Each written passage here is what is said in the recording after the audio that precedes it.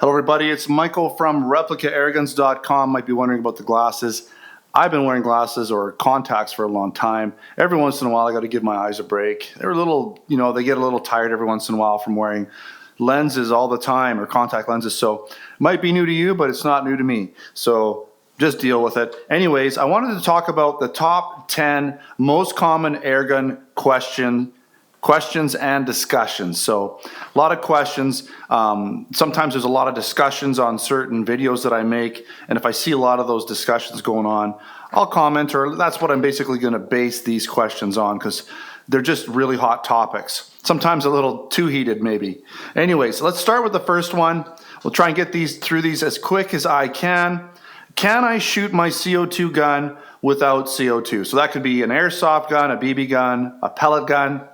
Well, the strict answer is no. You can pull the trigger, you can work the action to some degree, pull the hammer back, fire the trigger, fire the gun, the firing pin's going to drop, but what's going to happen is that firing pin is going to hit the CO2 release valve and no CO2 is going to come out. So the CO2 in essence is like the gunpowder in a standard real bullet shell. So, there's a primer that fires that gunpowder in a real shell. The primer may in fact move the bullet slightly because there's a little bit of charge in it, but in most cases not going to even send it out the barrel. So there again, you're going to need gunpowder in a real shell. You're going to need CO2 in a real gun. Now, there are obviously some guns that don't require CO2. They use either like batteries with a motor, or they'll use a spring of some sort, or compressed air through some sort of pump system or compressed air canister, right? So we're not talking about those guys.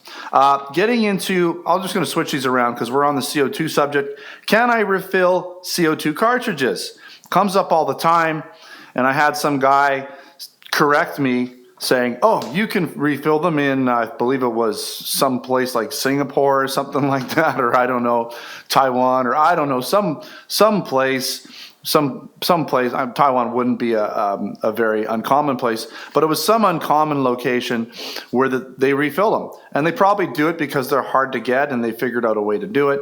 But for 99% of my viewers that watch these videos, no, you can't refill the 12 gram CO2 cartridges, okay? I'm talking about those little guys that you put in most pistols. They are a one-use only canister because once it's pierced, there's no way to remove it without all of the CO2 coming out. Now, if you had some machine in your back room full of CO2 and you could put that CO2 in and at the same time put the little nib on the top, a fresh nib on the top that seals it all up, then yes, you could refill it. But I don't believe there's many people with that in their back rooms, right? So no, for 99% of my viewers, you're not going to be able to refill CO2 cartridges, those 12 grams anyways. The bigger bottles for like compressed air system, right, for like paintball guns and stuff like that, the bigger ones, those big canisters, yes, you can refill those. All right. Will XYZ BB gun, so I'm saying people will ask a question about such and such, usually it's a BB gun in most cases. Can it kill a bird, rat, rabbit, gopher, squirrel, pigeon, crow? You get what I'm saying. Usually they're asking about some smaller rodent or smaller bird. They generally don't ask about something crazy like a deer or anything like that. They're just usually talking about pest control. And, sometimes they'll say a cat. Not that I wouldn't shoot at a cat as someone's pet, right? Not a good idea. Even if it's digging up your garbage or whatever, it's still somebody's pet in most cases. You don't want to be shooting people's pets. Let's use some common sense. Use other means, please. But we're talking an actual pest, something that's, getting into all your stuff. And this is another topic for discussion, which people will say the pros and cons. Should you or shouldn't you shoot pests? That's a whole different thing. But if you're going to shoot a pest, please don't use a BB gun. In most cases, especially the pistols, are way too low powered. You're just going to injure that animal, maim it a little bit. If you're lucky, you'll kill it. It's probably not going to die right away. Even then, it's probably going to sort of scoot off somewhere and die horribly, painfully in its little rodent den, and that's just mean, okay? So don't use a BB pistol. Now, there are potentially some BB guns that you could use, like a Draws, and I've gotten into this before. Our air gun's good for hunting, and I do have a video on that.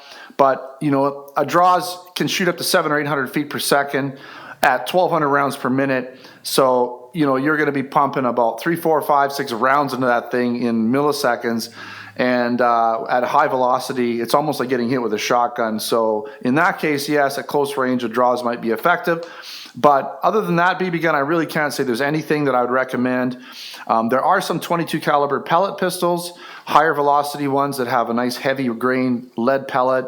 That can get the job done. You know, if you're good with it, if you're accurate with it. Again, a lot of it has to do on your shooting skills. Rifles tend to be better. And I always recommend higher velocity, larger caliber rifles to do pest control. Just use the ammunition. Use the gun that's the best suited for the job, that's going to kill that animal humanely. All right, moving on. Can I shoot airsoft BBs in my BB gun?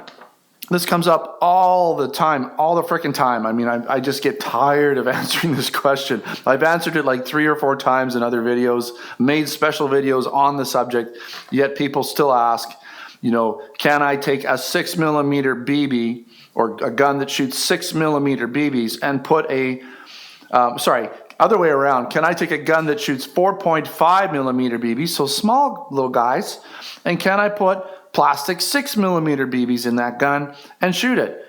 Well, no, because the BB's bigger, right? How can you put a bigger BB in a small little barrel, right? It just doesn't work, right? It's like putting a square peg in a round hole. It just doesn't work, right? Let's use our common sense for this one. And then some people say, well, you can get 4.5mm plastic BBs and shoot those, and they're airsoft BBs in BB guns, or 4.5mm steel BB guns. And yes, I guess you can. I've heard that they exist. I've never tried them. I've never bought them. I've never even researched them.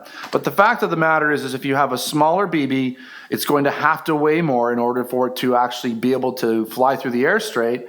So because it's going to weigh more and be similar density to a steel BB for that size, the whole purpose of airsoft is to not penetrate the skin. You take a small diameter BB with a high density, guess what? Even though it's a softer material, it's going to hit soft skin, it's going to penetrate.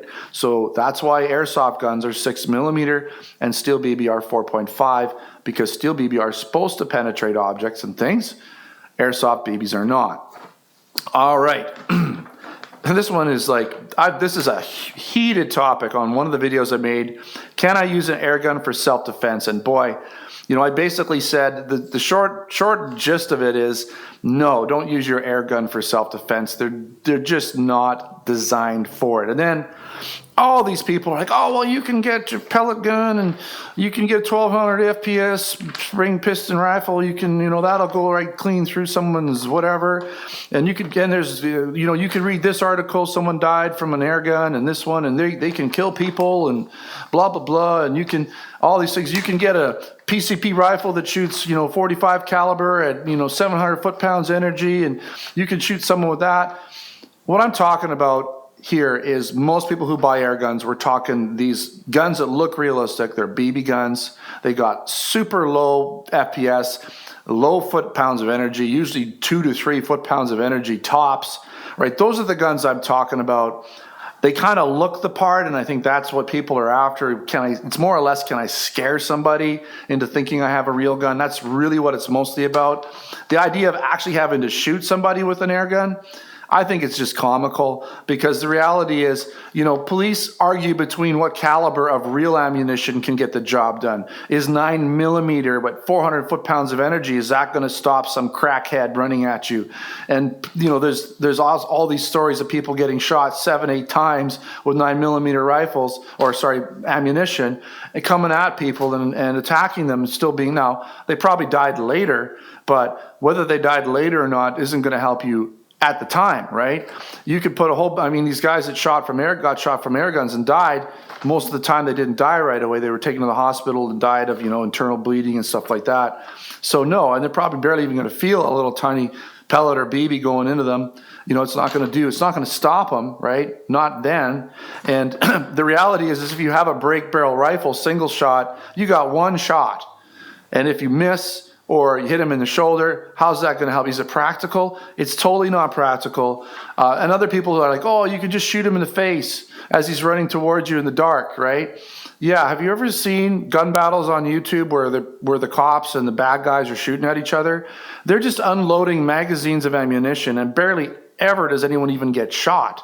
So in the heat of the moment, when you're panicking, it's dark, your heart rate is up, you are not going to sit there and calmly fire your rounds into a moving target that you can barely see in his face, okay? And if you shoot him in the body and he's got a couple layers of clothing on, a BB gun isn't going to do anything, okay? So that whole matter's closed. I won't even comment on it anymore. If you want it, you can, but I'm not going to. All right, so do air guns and blank guns have recoil? Now, I call it simulated recoil, and the reason I do that is because recoil from a real gun is much different than from an air gun. You get that kind of feeling in your hand that is sort of feels like recoil, but recoil in a real gun, right? When you fire it, it goes like this. So it's going to push back in your hand. It's going to push this way, and the barrel's going to go up, and you're going to feel the push in the back of your hand. Now with an air gun like this gun and blank guns as well, what happens is the slide's going to move back, right? And what actually happens is there's no push back in your hand. The slide moves back and it temporarily brings the barrel down. If you watch slow motion videos, you'll see the barrel will dip, and then as the slide hits the back, it hits the back, which creates the gun. It gives you that sort of recoil feeling. That's where you'll actually feel a little bit of rise, but it's not because you're pushing a bullet. It's because the slide is hitting the back of the gun, and that's sort of when you feel a little bit of a rocking motion. So the gun does this. There's very little recoil. Recoil is when basically the pressure of the gunpowder is pushing against a bullet, and the heavier that bullet, usually more recoil you're going to feel. So the gun will push back and you'll feel it in your shoulder. With an air gun like this, and there's nothing in here, hopefully, I've double checked, but I do have some CO2. You won't really see it, but there's not a lot really hitting me you'll see vibration in my shoulder, in my hand. But with a real gun, this would happen. My whole arm would kick back if I was doing that, okay? So that's a lot different than the recoil in a real gun, like in a real, like say 9mm, 45 or whatever. But, you know, it's the closest thing we can get. It gives you that sort of feeling. You see the slide moving back and forth. It allows for true semi-automatic operation where you can have single action triggers and all that. So it's pretty cool in general. All right. Let's see here. Why play around with air guns? Just buy a real gun, right? Like what are we fooling around with all these air guns? So I'll try and keep this short. I know in the US it's pretty easy to get to pistols and different things, and it depends on the state, and a lot of times all you need is a driver's license and you need to be a certain age and you can buy one. There's virtually no training involved in a lot of states. You don't have to go through any tests or anything like that. Pretty much just got to be old enough, no criminal record, and have I believe a driver's license or something like that. I'm not the professional on this. I don't know all the details, but I know it's pretty easy. Now here in Canada and many other places, in Canada we can get real firearms.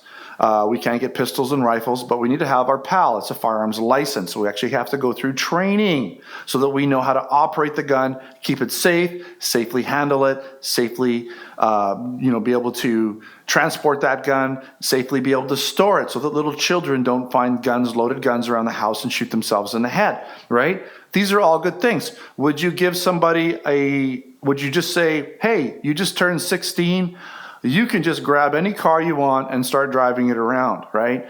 And I'm going to get into a little bit of a thing why I think, taking tests for gun licenses is a good idea.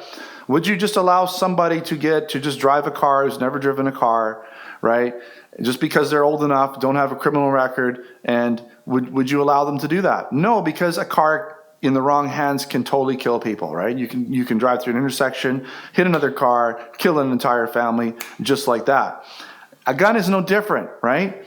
A gun is even less, in some people's opinions, is even something that people require less than a car, right? You need a car to get around. A lot of people don't think that you need a gun, but, that's a whole other subject.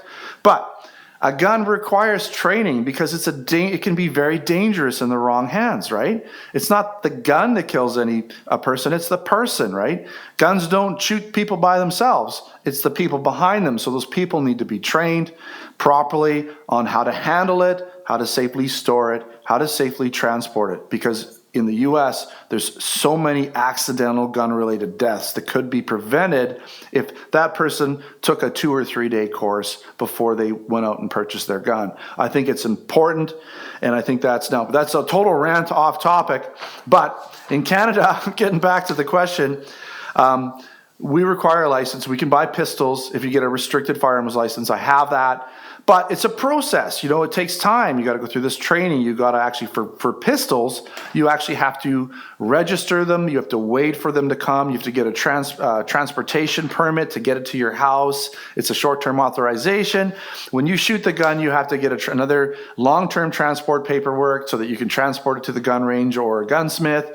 You can only take it from location A to B. You can't obviously shoot it in your backyard, anything like that, just at gun ranges, and that's it.